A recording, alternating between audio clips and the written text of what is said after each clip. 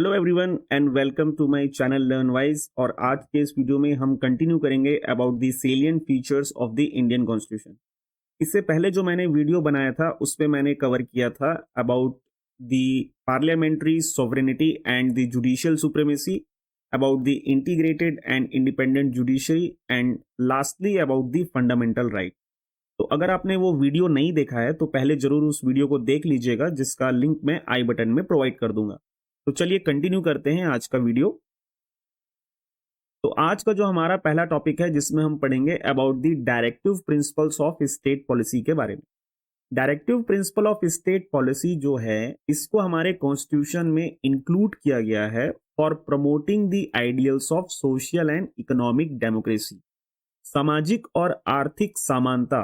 ठीक है, social and economic democracy या हम बोले सोशल एंड इकोनॉमिक इक्वालिटी को प्रमोट करने के लिए directive principle of state policy को इंक्लूड किया गया है हमारे कॉन्स्टिट्यूशन में।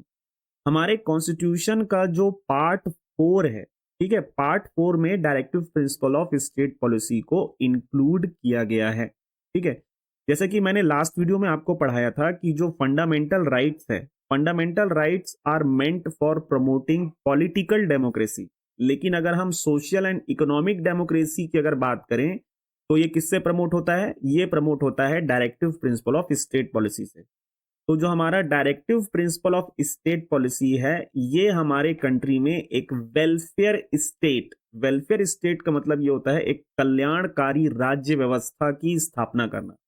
तो एक कल्याणकारी राज्य की व्यवस्था हो हमारे देश में, इसके लिए directive principle of state policy को रखा गया है, जो हमारे कंट्री में लोगों का कल्याण करे, लोगों का वेलफेयर करे। ठीक है, जो डॉक्टर B.R. अंबेडकर थे जिन्होंने हमारे कॉन्स्टिट्यूशन का फ्रेमवर्क रेडी किया था, उन्होंने directive principle of state policy को हमारे कॉन्स्टिट्यूशन का नोवल फीचर बताया। नोवल फीचर बहुत ही ज्यादा एक इंपॉर्टेंट फीचर है हमारे कॉन्स्टिट्यूशन के लिए।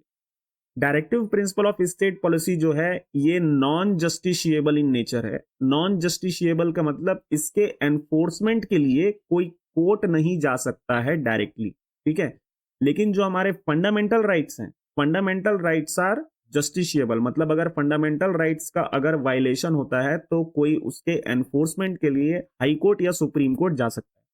लेकिन जो directive principle of state policy है वो कहीं ना कहीं डिपेंड करता है हमारे कंट्री के इकोनॉमिक ग्रोथ के ऊपर। तो जितना जल्दी कंट्री का इकोनॉमिक ग्रोथ होगा, जैसे जैसे हमारे कंट्री का ग्रोथ बढ़ेगा, वैसे वैसे ही जो गवर्नमेंट है वो लोगों के इकोनॉमिक और सोशल ग्रोथ के लिए खर्च करेंगी। ठीक है, तो directive principle of state policy अभी फिलहाल ये नॉन जस्टिशिएबल इन नेचर है। ठीक है, these principles are fundamental in the governance of the country, मतलब जो directive principle of state policy है बहुत ही ज्यादा जरूरी है फॉर द कंट्री के गवर्नेंस के लिए। ओके, तो ये था directive principle of state policy. चलिए हम नेक्स्ट स्लाइड में चलते हैं। तो नेक्स्ट हमारा इंपॉर्टेंट फीचर जो है वो है फंडामेंटल ड्यूटीज।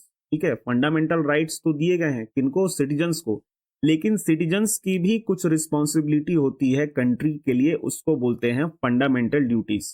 ठीक है, फंडामेंटल ड्यूटीज जो थे वो इनिशियली हमारे कॉन्स्टिट्यूशन में नहीं थे जब हमारा कॉन्स्टिट्यूशन अडॉप्ट हुआ था ऑन 26 नवंबर 1949। ठीक है, फंडामेंटल ड्यूटीज को इंटरनल इमरजेंसी हमारे देश में जब लगा हुआ था 1975-77 में, तब फंडामेंटल ड्यूटीज को हमारे कॉन्स्टिट्यूशन में अडॉप्ट किया गया। उस समय जो हमारी प्राइम मिनिस्टर थी वो थी इंदिरा गांधी। तो 1975-77 में 42nd कॉन्स्टिट्यूशनल अमेंडमेंट एक्ट आता है 1976 में, जिससे फंडामेंटल ड्यूटीज को हमारे कॉन्स्टिट्यूशन में इंक्लूड किया जाता है।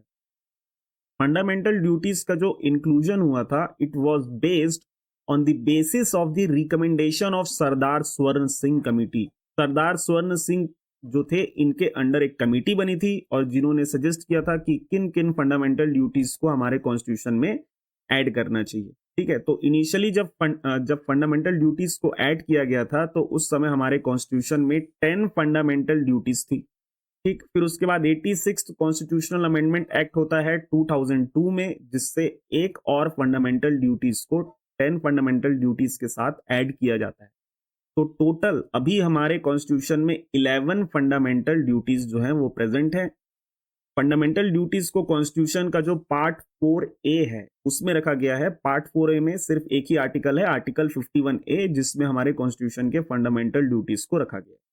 फंडामेंटल ड्यूटीज जो हैं ये भी नॉन जस्टिशिएबल इन नेचर है, मतलब कि इनका जो एनफोर्समेंट है ये डायरेक्टली नहीं हो सकता है, लेकिन जो हमारा पार्लियामेंट है वो कुछ लॉज बना सकती है फंडामेंटल ड्यूटीज के एनफोर्समेंट के लिए। तो जब हम फंडामेंटल ड्यूटीज को डिटेल में पढ़ेंगे तब मैं इसके बारे में डिस्कशन करूंगा। चलिए देखते हैं नेक्स्ट स्लाइड।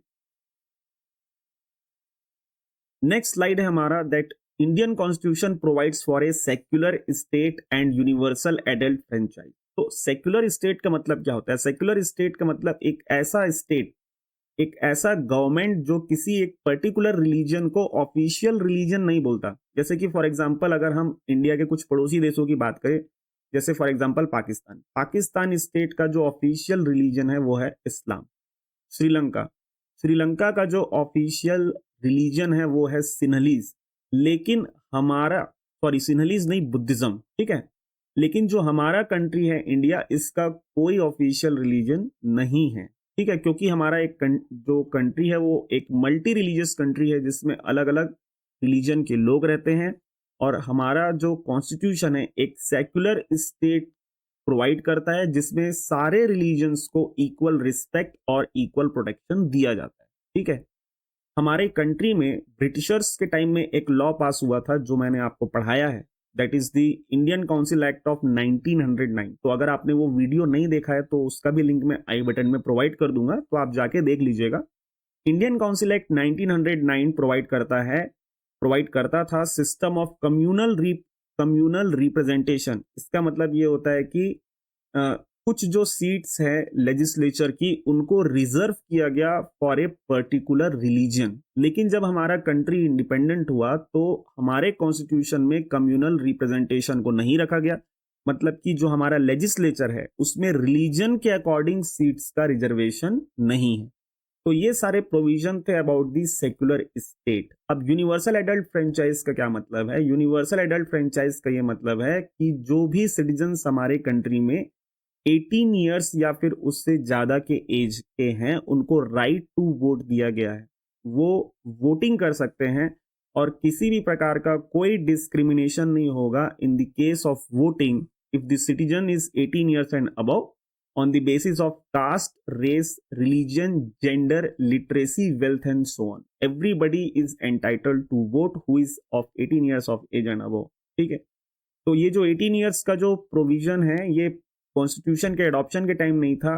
फॉर एग्जांपल जब 61st कॉन्स्टिट्यूशनल अमेंडमेंट हुआ 1988 में, तो उस समय जो वोटिंग एज था उसको 21 ईयर्स से रिड्यूस करके 18 ईयर्स किया गया। 61st constitutional amendment act 1988। तो उसके बाद 1989 से जो वोटिंग एज है हमारे कंट्री में वो कितना है? 18 ईयर्स है। तो इस वीडियो के लिए इतना ही था फ्रेंड्स। अगर आपको वीडियो पसंद आया तो वीडियो जरूर लाइक करिएगा। ऐसे ही और कंटेंट अगर आप पढ़ना चाहते हैं तो मेरे चैनल को सब्सक्राइब कर सकते हैं। इस वीडियो के डिस्क्रिप्शन लिंक में मैं आपको जो प्रेजेंटेशन का लिंक है वो प्रोवाइड कर दूंगा। साथ ही उसमें एक प्लेलिस्ट बना हुआ है, उस प्लेलिस्ट में जो फ्री इंडियन पॉलिटी का कोर्स चल रहा है उसके सारे लेसन्स उसमें दिए गए हैं। तो आप उन लेसन्स को लाइन बाय लाइन पढ़ सकते हैं, देख सकते हैं। कोई भी डाउट होता है तो आप कमेंट सेक्शन में मेरे से डाउट पूछ सकते हैं। Thank you very much for listening and have an awesome day ahead. Thank you.